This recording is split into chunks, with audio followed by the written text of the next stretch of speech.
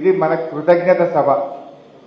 కష్టపడ్డ కార్యకర్తలకు మన బీఆర్ఎస్ కుటుంబ సభ్యులకు ధన్యవాదాలు చెప్దాము, థ్యాంక్స్ చెప్దాము, అందరం కలిసి భోజనం చేద్దామని మీటింగ్ పెట్టుకున్నాం. ఇది కొంచెం ముందే పెట్టుకుందాం అనుకున్నాం, కానీ అనుకోకుండా మన కేసీఆర్ గారి తుంటి ఎముక విరగడం వల్ల వారు ఆసుపత్రిలో 10-15 రోజులు దవాఖానలో ఉన్నప్పుడు మనం మీటింగ్ పెట్టుకుంటే అవకాశం లేకపోయింది. సార్ దవాఖాన నుండే 10-15 రోజులు, లేకపోతే ఒక నెల కిందనే ఈ మీటింగ్ పెడదామని అనుకున్నాం. సరే, దురదృష్టవశాత్తు సార్ కాలు విరగడం వల్ల ఈ సమావేశం కొద్దిగా ఆలస్యంగా అయింది. బట్ అయినా ఆలస్యమైనా కూడా చాలా కష్టపడి పనిచేసిన. ఎందుకంటే ఎన్ని కుట్రల్లో మీకు తెలుసు తమ్ముడు, కేంద్ర ప్రభుత్వ కుట్రలు, రకరకాల 2 జాతీయ పార్టీలు ఎన్ని కుట్రలు చేసినా, ఇలా కులాలు మతాలు రకరకాల చిచ్చులు పెట్టినా కూడా అద్భుతంగా పనిచేసి గొప్ప విజయాన్ని అందించిన మా బీఆర్ఎస్ కుటుంబ సభ్యులకు నేను ముందుగా శిరస్సు వంచి నమస్కారం తెలియజేస్తా ఉన్నా. ఈ విజయం మీది, మీ అందరి కష్టం. మీకు ధన్యవాదాలు చెప్దామనే ఈ మీటింగ్ పెట్టుకున్నాం తప్ప వేరే ఉద్దేశం లేదు.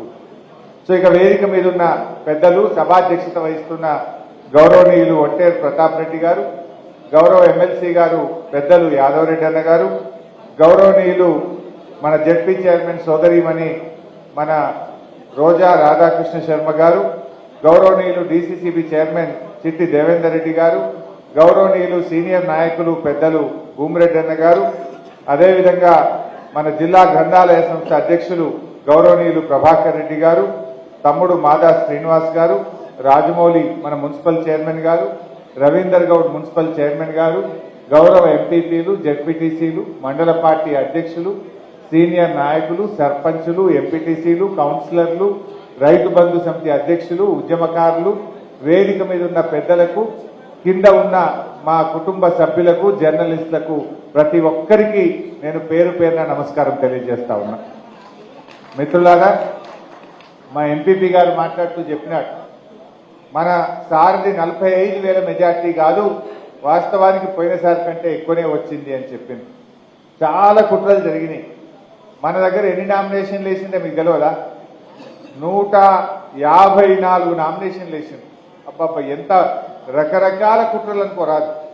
అన్ని 154 నామినేషన్లు వేస్తే తర్వాత విత్డ్రాయల్స్ తర్వాత మిగిలినవి 47 నామినేషన్. అదేమైంది పాపం, 47 నామినేషన్లకు 4 మిషన్లు అయినాయి. అయినా లేవా? ఒక్క మిషన్ ఉంటేనేమో చక్కగా పోతురు, కారేడుతో చూసి గుద్దురు.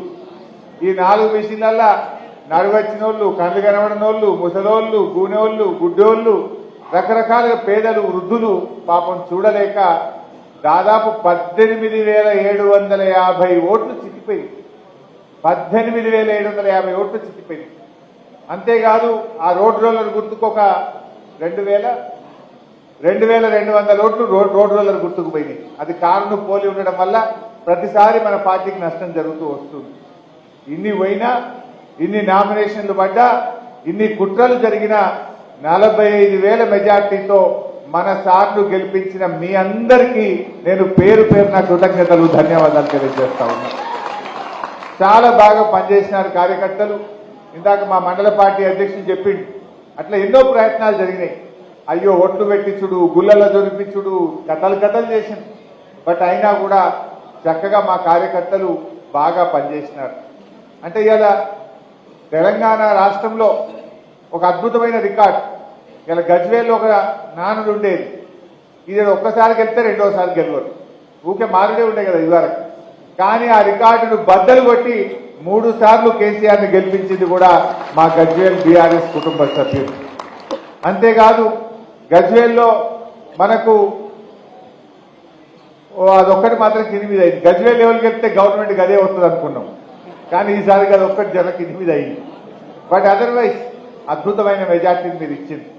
అంతేకాదు, మన ఇవాళ తెలంగాణ ప్రజలు 2 సార్లు కేసీఆర్ను ముఖ్యమంత్రి చేసుకుంటే, ఇవాళ ప్రజలు ఆశీర్వాదంతో 2 సార్లు కేసీఆర్ ముఖ్యమంత్రి అయితే, మీరు మాత్రం అదృష్టవంతులు, 3వసారిని కేసీఆర్ గెలిపించుకున్న ఘనత మన గజ్వేల్కు మనకే దక్కింది. గజ్వేల్ ప్రజలకు కూడా నేను హృదయపూర్వకంగా బీఆర్ఎస్ పార్టీ పక్షాన, కేసీఆర్ గారి పక్షాన గజ్వేల్ ప్రజలందరికీ నేను హృదయపూర్వకంగా కృతజ్ఞతలు నమస్కారం తెలియజేస్తా ఉన్నా. సో ఈ రకంగా చాలా బాగా చేసుకున్నాం. గజ్వేల్ అనేటువంటిది ఇలా అభివృద్ధిలో అద్భుతంగా జరిగింది. మొన్న కూడా అసెంబ్లీ జరిగితే మొన్న జరిగిన అసెంబ్లీ సమావేశాల్లో కూడా గెలిచినటువంటి కాంగ్రెస్ పార్టీ మన గజ్వేల్ మీద ఎక్కసాన్ని వెళ్ళగక్కే ప్రయత్నం చేసింది. అంటే మన మీద ఒక రకమైనటువంటిది వాళ్ళు ఎప్పుడు ప్రచారంలో కూడా పెట్టినారు. అసెంబ్లీలో కూడా మొన్న నిండు శాసనసభలో కూడా గజ్వేల్ మీద ఒక రకమైనటువంటి ఎక్కసాన్ని వాళ్ళు వెలుగుచ్చే ప్రయత్నం అధికార పార్టీ వాళ్ళు చేసింది. బట్ ఏది ఏమైనా ఇవాళ గజ్వేల్ ప్రజల్లో ఒక నమ్మకం అయితే ఉంది. మా కేసీఆర్ వచ్చినాక మా జీవన ప్రమాణాలు పెరిగినాయి. గజ్వేల్లో తాగునీటి సమస్య తీరింది, సాగునీటి సమస్య తీర్చిండు. గజ్వేల్ అభివృద్ధిలో ముందుకు పోయింది మా కేసీఆర్ వల్ల అని చెప్పి ఇవాళ ప్రజలందరూ కూడా అనుకుంటా ఉన్నారు. నిజంగా బీఆర్ఎస్ పార్టీ వచ్చిన తర్వాత గజ్వేల్లో కేసులు తగ్గినాయి. ఇవాళ రాజకీయాలు కానీ, క్రిమినల్ కేసులు కానీ, దండుగలు కట్టు కానీ, పంచాయతీలు చెప్పుడు కానీ, పోలీస్ స్టేషన్ల చుట్టూ, కోర్టుల చుట్టూ తిరిగేది తగ్గించింది మన బీఆర్ఎస్ పార్టీ. గత చరిత్ర ఎట్లా ఉండేదంటే గజ్వేల్లో అన్ని కేసులే, కుట్రలు, కేసులు. ఈ గవర్నమెంట్ వస్తే వాని లోపలేసుడు, వాని గవర్నమెంట్ వస్తే వీని లోపలేసుడు. ఇది గజ్వేల్లో ఉన్న గత చరిత్ర. కానీ ఆ చరిత్రను తిరగరాసింది మన బీఆర్ఎస్ పార్టీయా కాదా మీరే ఒక్కసారి చెప్పండి. ముఖ్యమంత్రి గారే మన ఎమ్మెల్యే ఉన్నా ఏ ఒక్కరోజన్న ఒక కాంగ్రెస్ పార్టీని లోపలేసినామా, అక్రమ కేసులు పెట్టినామా, అట్లాంటి కుట్రలు చేసిన చరిత్ర మన పార్టీకి ఉందా? మన కేసీఆర్ ఎంతసేపు ప్రజలు గెలవాలి, ప్రజలు బాగుండాలి, గజ్వేల్ అభివృద్ధి చెందాలి, మనకు కుట్రలొద్దు, కుతంత్రాలొద్దు, కేసులొద్దు అని ఆయన ఎంతసేపు మంచి నీళ్ళు ఎట్టియాలి, సాగునీళ్ళు ఎట్టియాలి, రోడ్లు ఎట్లా బాగా చేసుకోవాలి, గజ్వేల్ పల్లెలు ఎట్లా బాగుపడాలని ఆలోచించాడు. అది ఇలా మనం చేసిన పని.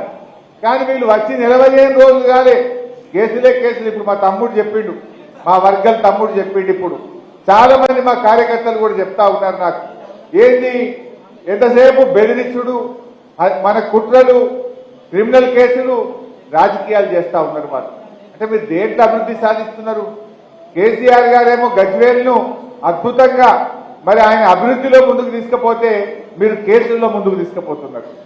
కేసీఆర్ గారేమో గజ్వేల్ ప్రజల జీవన ప్రమాణాలు పెంచడంలో పోటీ పడ్డాడు, మీరేమో కేసులు, కుట్రలు, అక్రమ కేసులు పెట్టడంలో మీరు పోటీ పెడుతున్నారు. ప్రజలకు కావాల్సింది కేసులా?